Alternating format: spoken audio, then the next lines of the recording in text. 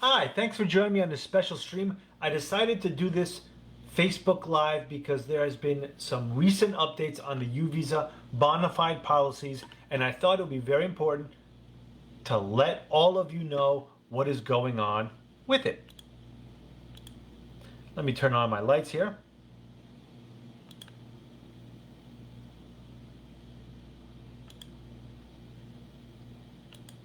There we go.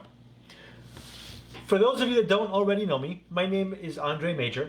I'm an immigration attorney and an immigrant myself. I came to this country with my family back in the 80s, and for a long time, we lived here as undocumented immigrants. We lived pretty much all the problems and worries that an immigrant can live when they don't have legal status. And this is exactly why I decided to become an immigration attorney, to help others have a less bumpy ride on their immigration journey. But enough of my story. Let's go right ahead and dive into our topic for today, which is the update the USCIS has made to the U visa bona fide determination process and policies. But first, let's get a little background. What is happening in the courts? As some of you may remember, under the Trump administration, there was an attempt to eliminate the ability of immigrants to apply and get asylum.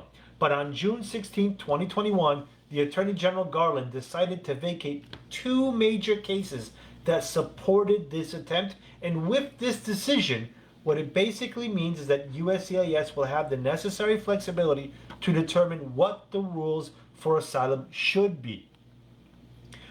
These are great. This is great news for asylum seekers, which is now what is asylum? It's a protection given to someone leaving their home country because of safety concerns. Put another way, it is legal status that is applied for by a person who is fleeing persecution in their home country.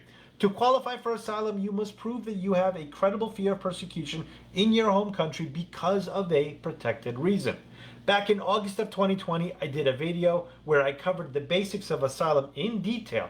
I will leave the link to this video in the comments in case you want to look at it. Under the Trump administration, then Attorney General Jeff Sessions tried to write the case law for asylum for one of the protected reasons, particular social group. He tried to rewrite it and practically eliminate it. In the last 10 years, there were several decisions from the Board of Immigration Appeals that allowed victims of domestic violence or victims of gang violence to be considered a particular social group. In other words, victims of domestic violence or victims of gang violence were a protected reason. And people who fit those reasons, who left their country for that reason and could prove it, could qualify for asylum. Now, since many asylum seekers in that category from Central and South America were trying to enter the U.S., Attorney General then Jeff Sessions tried to eliminate that possibility. The good news is Attorney General Garland under President Biden vacated the decision by the prior Attorney General. The reason is that they gave is they allow the agency to make the rules defining what a particular social group is. What does that mean for you and me right now? It means the rule goes back to prior to the change. It means you can qualify for asylum if you, as a victim of domestic violence or gang violence, are afraid to go back to your country. And for asylum seekers, this is really big news. Now, let's talk U visa. U visa was established through the passage of the Victims of Trafficking and Violent Protection Act in 2000 as a tool for law enforcement in the detection, investigation, or prosecution of certain serious criminal activities, along with offering protection to victims of crime from deportation. Now, there are 23 qualifying crimes in total, but here are the most common ones. 1. Rape. 2. Torture. 3. Murder, manslaughter, or felonious assault. 4. Trafficking. 5. Domestic violence. 6. Sexual crimes like sexual assault, abusive sexual conduct, incest, prostitution, sexual exploitation or female genital mutilation. 7. Slavery and hostage crimes like being held hostage, peonage, involuntary servitude, slave trade, kidnapping, abduction, unlawful criminal restraint, and false imprisonment. 8. Blackmail or extortion. 9. Witness tampering, obstruction of justice, or perjury. And 10. Attempt, conspiracy, or solicitation to commit any of the 9 prior different categories of crimes.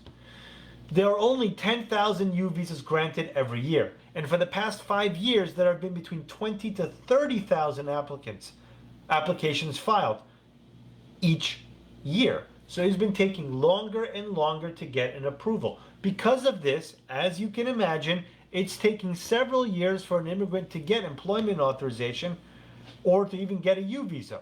Actually, today it's taking closer to 5 years. Due to this delay, USCIS will now grant employment authorization to applicants if they meet certain conditions. And they refer to this as the Bona Fide Determination process, BFD. What are the steps to getting a principal bona fide determination? Let me tell you. First, USCIS will decide whether the principal petitioner, this is usually the victim, filed a bona fide application.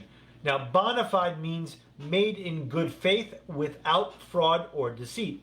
And that is shown by three things. One, you filed the application form I-918 completely, correctly, and signed it. Secondly, you've completed and signed a law enforcement certification referred to as form I-918 Supplement B.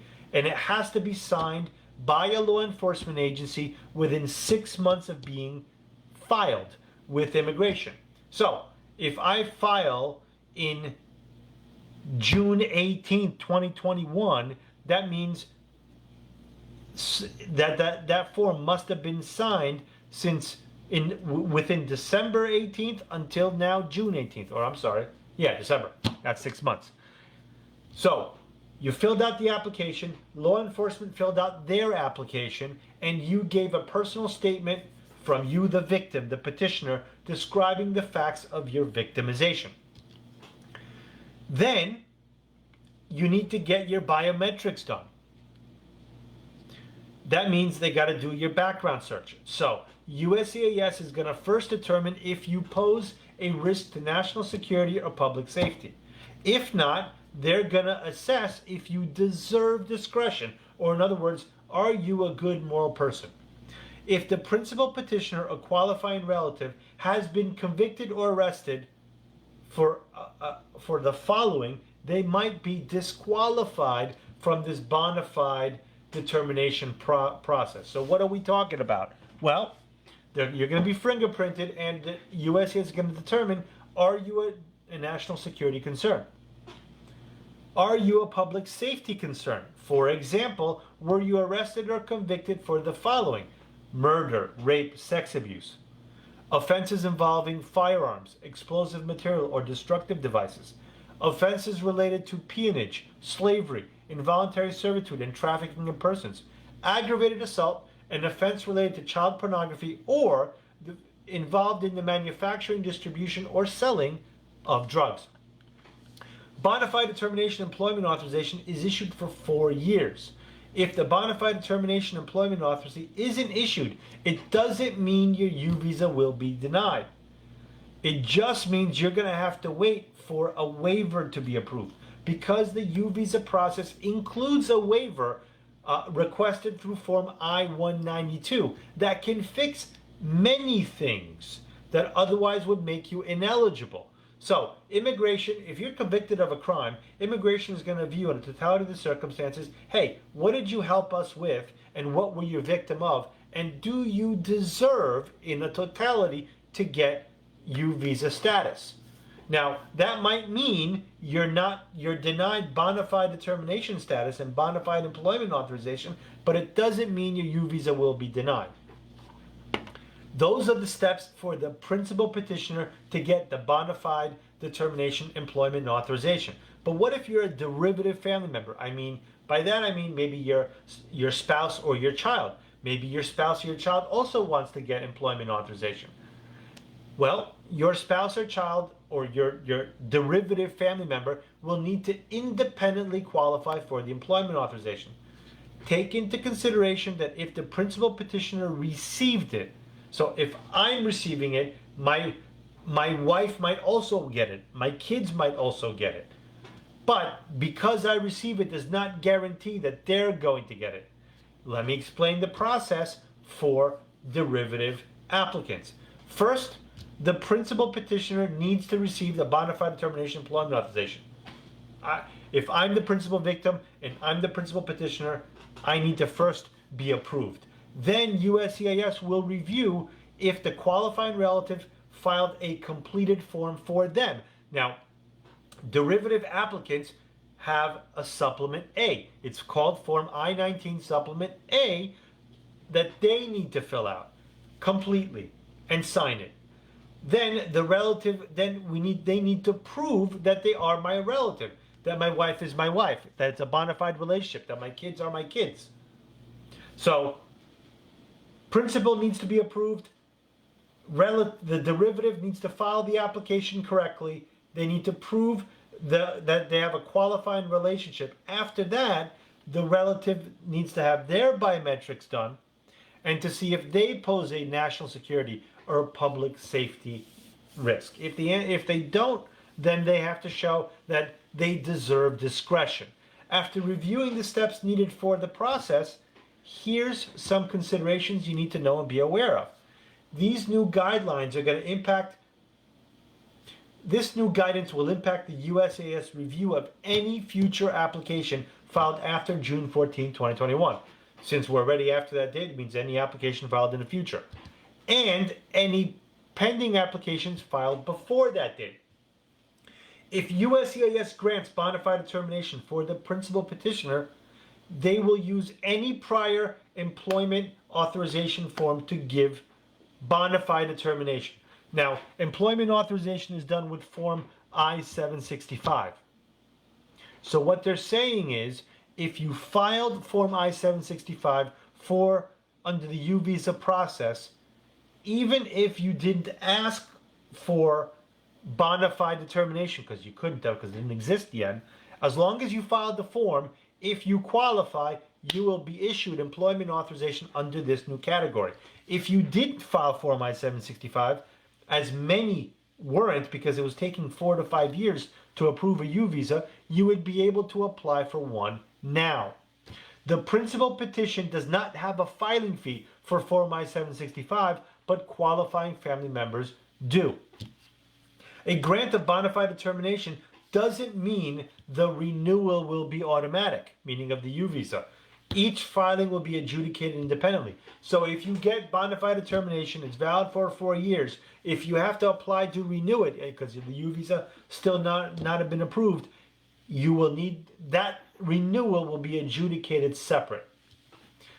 Bona fide determination, employment authorization is only for petitioners living in the U.S. So if I'm the principal applicant and I'm filing for a bona fide determination employment authorization, but my child is living in Chile outside the United States, they don't qualify for it.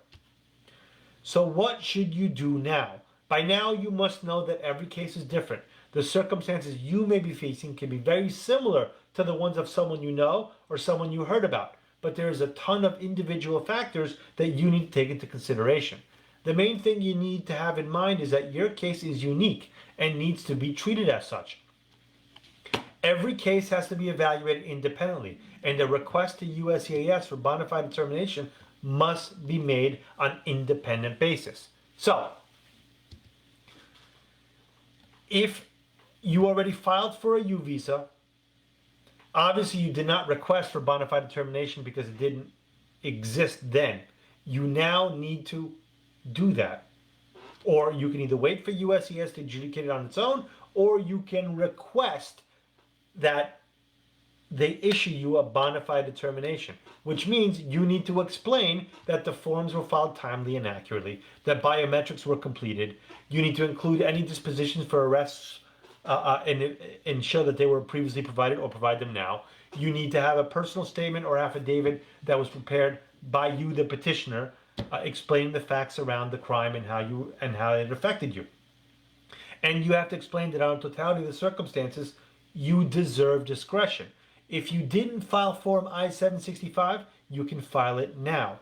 Now, obviously, anybody that filed for a U visa didn't do this because it didn't exist then. To do it now, we will charge between $500 to $1,500 depending on the case. The more issues there are, the more complicated the explanation will be, the higher the fee.